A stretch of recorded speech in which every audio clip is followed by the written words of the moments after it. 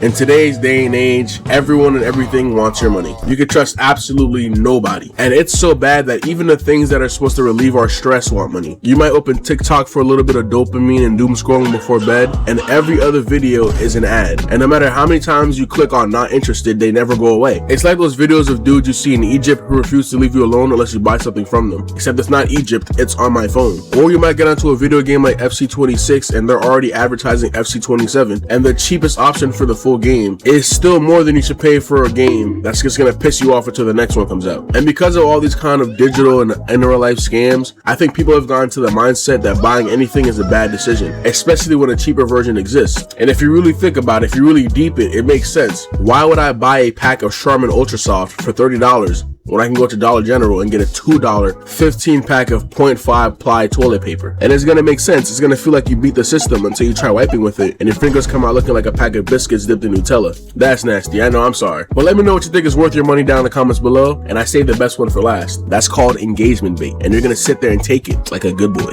Up first, we have a car. A car is something you absolutely cannot cheap out on. Whatever amount of money you might be saving on the car when you're buying it, I can almost guarantee you you're gonna pay more in all the repair costs that are coming up. You might have been able to negotiate the price down from $4,000 to $2,500 with some sketchy guy on Facebook Marketplace, but in reality, he always wanted to sell it for $2,500. You got scammed, and then you're driving the car home, and all of a sudden you're at a red light, and the headliner falls off. And over time, cars have become sort of a status symbol. I'm not exactly sure why. Yeah, the type of car a person drives can tell you a lot about that person, but it's not always accurate to who the person are in their social financial standings, especially nowadays. I feel like back in the Great Gatsby days, if you saw somebody in a nice car, you could probably comfortably assume that they're making insane amounts of money, because back then, even owning a car that would be the equivalent of a Kia Soul today was considered high class. But nowadays, when you see somebody with a nice car, yeah, there's a chance they're doing pretty well in life, but there's an equal, if not greater chance that they're either drowning in debt or LARPing. And it's such an efficient way to convey a certain type of personality, because having a nice car can open up a lot of doors for you. We've seen so many people pretend to have nice cars, nice houses, and then sell you a course and you buy it to the point where they can afford nice cars and nice houses. And that includes other things too, like jewelry, clothing. Whatever you can do to fool the masses is probably going to be worth the money.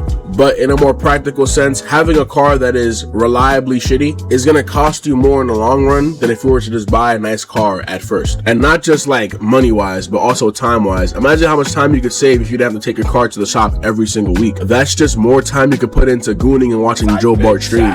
Next up, we have a good bed and a pillow. And honestly, this might be my favorite entry on the list, if not for the last entry. But I think that your quality of sleep is one of the most important things in your life in general. And it makes sense. If you're getting the recommended 8 hours of sleep every night, which let's be honest, you probably aren't. Most of us, especially in Gen Z, would rather scroll TikTok and IG Reels for 8 hours a day than let our bodies rest. And I'm saying most of us, because that definitely includes me. But that only strengthens my argument, because if you're already not getting enough sleep, why not at the very least let your body feel good for the 4 to 5 hours that you're going to be getting? And this I can say I have a first-hand account of. All my life I've been sleeping on those Walmart pillows. You know the ones. They're always in stock and it's like $2 a pillow. And I'd always think, $2, that's an absolute steal. But then I'd get home, take one sleep on that and it would go flat. Never to be unflattened ever again. Then I'd have to get a new one like every week. And they're like almost $3 for a pillow. And if we do the math on that, it's some big ass number I'm spending on pillows every year. And I'm not gonna lie, with the current state of the economy, I was gearing up to never sleep again if it came down to it. But one day, while I was laying on my always flat pillow, I saw an ad for a purple mattress and I was like,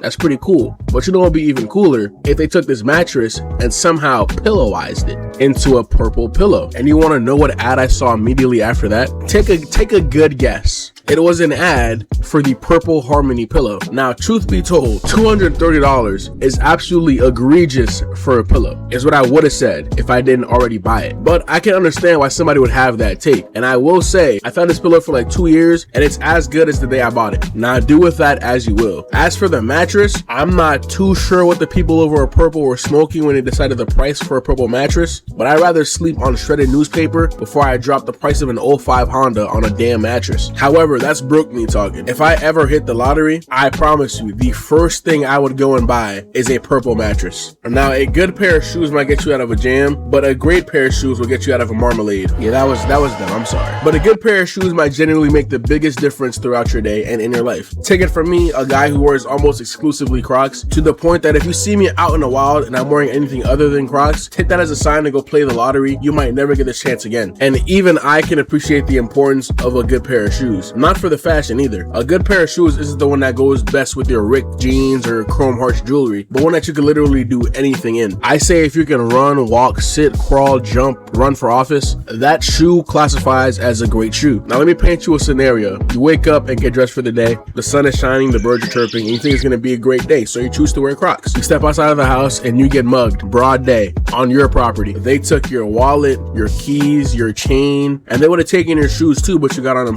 ass Crocs. Now you're homeless, you can't drive your car, they took your keys, what you gonna do? And you can't call an Uber, they took your phone. So now you gotta walk everywhere. And by the time you get to where you're going, the bottoms of your Crocs are disintegrated. And then you get to where you're going and a hoop session breaks out. And you don't have emergency hoop shoes on you because they're in your car and you don't have your keys because you got robbed. So now you're homeless, sweaty from walking everywhere, and you're getting crossed out of sport mode. And this all could have been avoided if you wore a more respectable shoe before you left your house. You probably still would have got mugged, but like that's not important for real. But something like an Air Max 270, a Jordan 3, something you can really get mobile in, would have served you much better for the day. And another thing with shoes is that no matter what kind of shoe it is, I guarantee you there's a rep of it somewhere out there. It's like R35. If it exists, there's a rep. So if it ever came down to it, you could always get a shoe from a different factory that has damn near the same quality for half the price. But you gotta be extra careful when you're doing this, or your money's gonna get wasted. With sites like DHgate, you might order a pair of Jordan 4s and they genuinely send you 4 niggas named Jordan. And this is kind of what inspired me to make this video. My man's ordered a pair of Jordan 4s off of DHgate, and look what they sent them. This is the type of stuff that you seek vengeance for, genuinely. Knowing my man's though, he probably still gonna wear them. Another thing that Gen Z likes to neglect, and it's certainly worth their money, is their hygiene. And I think that's awful, which is why I partnered up with NordVPN. Nah, I'm kidding, no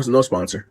But I think Gen Z wastes far too much money on DoorDash and designer, and nowhere near enough money on taking care of ourselves. Now stay with me. You should be brushing your teeth and showering regularly and making sure you're clean. But further than that, I think that cologne, and a good cologne, is definitely worth your money. Now, most people fall into 2 categories. You either have one scent that you've been spraying since 2018 and it gets you by, or you spray 20 to 30 sprays of cologne every time you're heading out, and everywhere you go, people are coughing uncontrollably. Like, we get it, bro. You smell good. Now stop burning my nostril. But there is a middle ground. You can smell good and diverse, but not break the bank. You don't need an entire collection, but you should have maybe 2 to 3 scents at your disposal. One signature scent that you wear every day, and then one special one for like date nights and going to really nice places, and then maybe a third one for vibes. Ultimately, what you want is for someone to attribute nice smells to your presence, because humans are weird. You can have on the nicest clothes, the cleanest shoes, the sharpest hairline, and even if you kind of stink, all your credibility goes out the window. Nobody wants to be around a stinky guy, and nobody wants to be the stinky guy. And this goes double if you don't have any of those things and you stink. And it goes triple if you're ugly or maybe slightly rotund and you still stink. It may be in your best interest to carry around at least like a bottle of Febreze or some, couple sticks of incense, some, because God forbid there's any unpleasant odor in the area, people will instantly attribute that to the fat guy or the ugly dude. And then from that day on, whenever someone smells something stinky, they'll be thinking of you. And all of that can be combated if you just hop on Amazon and find like a bottle of Rasasi Hawass, some nice and simple for your everyday stash. Now lastly, and I promise y'all they're not forcing me to say this, they're not even paying me to say this, although I wish they were, but the last thing I have here is, drum roll please,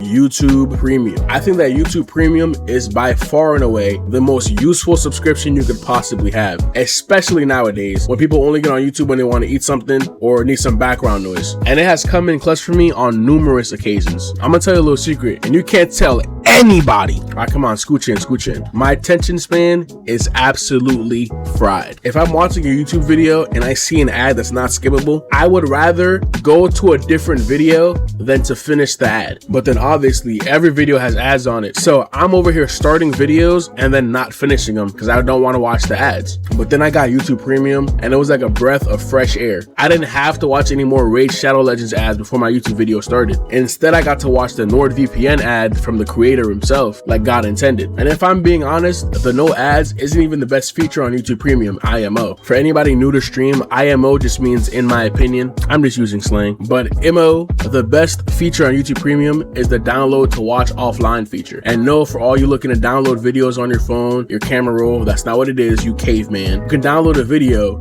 and then watch it later at a different time, even if you don't have internet. Now, what does that mean? Let's say one day there's a global power outage, and while you guys are all out looking for food and water and other means of survival, I'll be at my desk all bundled up watching Joe Bartolozzi VODs and Skeeter Gene pred catches. And they're probably wondering, if I'm spending all my time watching VODs and pred catches, when am I gonna get any sleep? Well, I'll be fine either way thanks to my purple mattress and pillow. Hashtag free promo, not sponsored. That's it though. I think those are the 5 and only 5 things worth your money in this life and the next. Let me know in the comments down below if I missed anything or anything you had that you think is worth your money. But with that being said, make sure you guys go outside, drink plenty of water, and have a nice day. Or don't, I don't care.